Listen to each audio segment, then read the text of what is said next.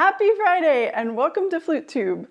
I've had a few people recently ask me about the projects that I'm doing coming up in the next few months, and so I thought the best way to show you what I'm doing might just be to talk about what music is on my music stand right now. Let's go through and I'll show you what I have here to practice, and if any of this seems interesting or useful to you to think about, maybe giving you some motivation to really pursue your own music goals, that's what I hope for. Please give this video a like. It really does help my channel do better when I get likes and subscribers. Thank you so much. What I have on top is what's coming up quickly, which is the Mozart Flute Quartet in D major. I'll be playing the different movements of the whole thing in various contexts in Vienna and Varna this summer. I also have the Haydn London trios in here that I'm playing. It's for 2 flutes and cello.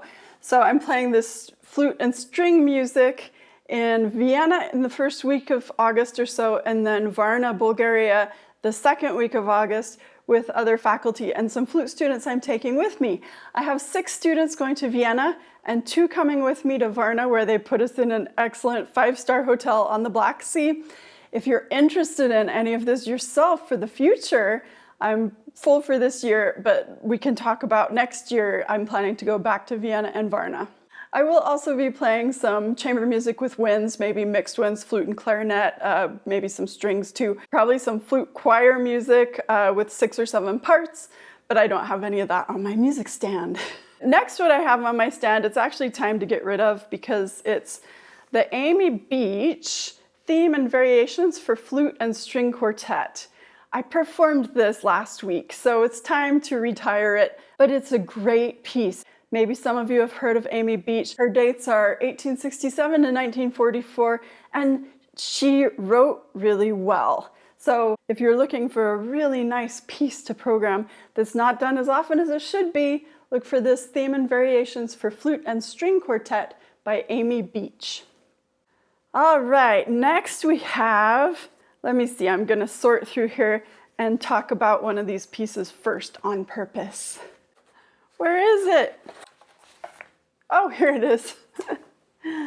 Big Sky by Daniel Dorff. My hat trick flute-viola-harp trio is recording our 2nd CD in Bremen, Germany next November. The reason we're doing it there is that, believe it or not, it's actually much cheaper to fly there and stay there for a few days and record than do it someplace like New York City.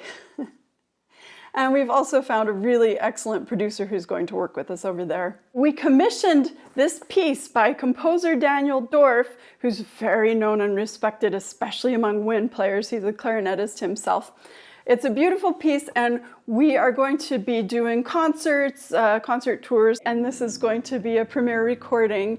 So we're very excited about our work on this Big Sky. On the CD also, we will be doing some other premiere recordings and other great music for flute-viola-harp trio. We're having a rehearsal retreat in Boston later this summer, and we're going to finalize our CD repertoire. We live in Boston, New York City, and Salt Lake City, so our time together is very precious and we get to it well prepared. The pieces that I have here that we are going to look at together are the Big Sky, of course, Sunrise by Thea Musgrave for flute, alto flute, viola, and harp. Really pretty piece. We have Négron Drawings from Meyoko, which is for alto flute, viola/banjo, harp, and electronics. Really cool piece.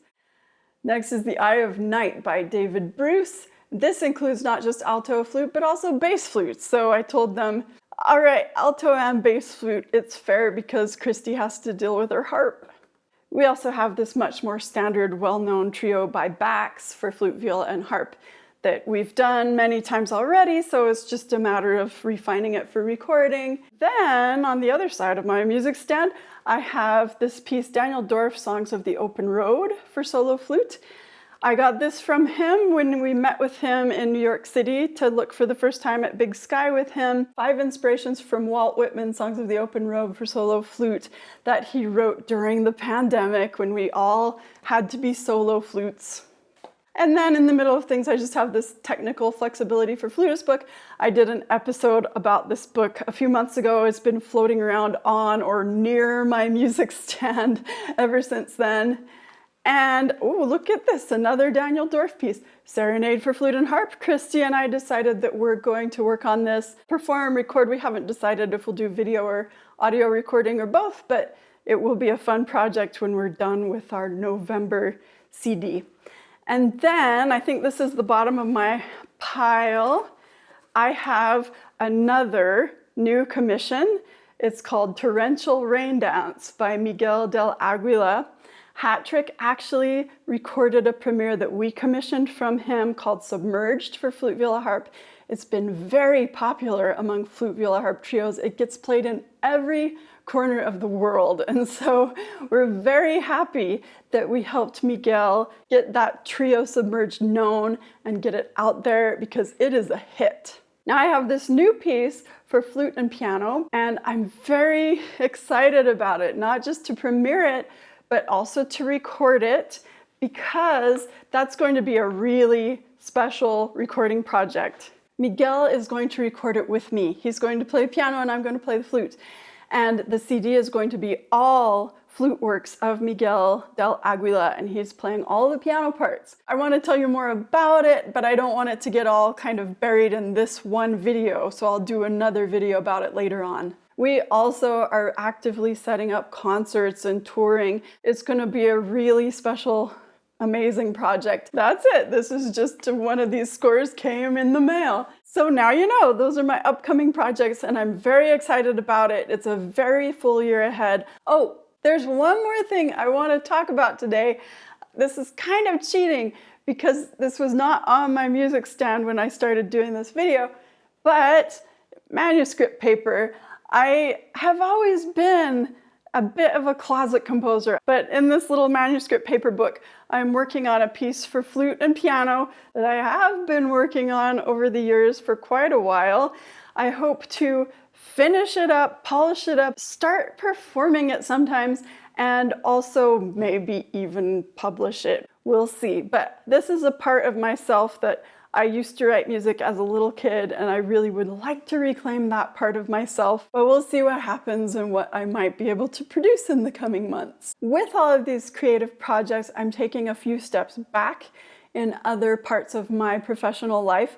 I was working full-time as a professor, then I was working full-time as an artistic director at a music school here in Utah. As of next year, I've accepted 3 positions at universities and colleges here in Utah. These are positions at Westminster College, Utah Valley University, and Snow College, but this will leave me a lot of flexibility and a lot of time for creative projects, including a 4-month-long summer. It's a luxury.